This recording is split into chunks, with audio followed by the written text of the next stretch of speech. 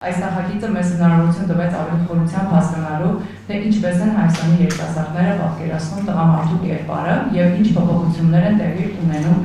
այժմ հասարակության մեջ։ Արդյունքները մի կողմից հույս ներշնչող են, այսօր ավելի քան երբևէ կարևորում են կարեկցանքը, պատասխանատվությունը և բարությունը։ Սակայն մյուս կողմից մենք դեռ առերեսվում ենք այն փաստի հետ, որ վնասակար կարծրատիպերը շարունակում են ազդեցություն ունենալ երիտասարդ տղամարդկանց մտածողության վրա, այդ թվում ընտանեկան բռնության նկատմամբ հանդուրժողականությունը։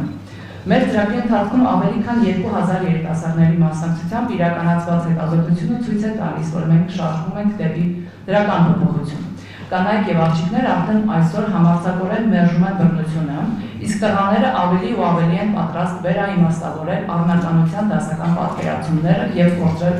կոտրել կարծրատիպերը։ Մեծ մասամբ մենք տեսնում ենք, որ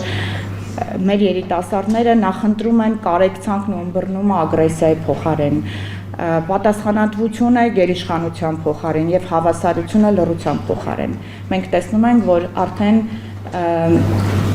երիտասարդները չեն ուզում լռել, եթե կա որևէ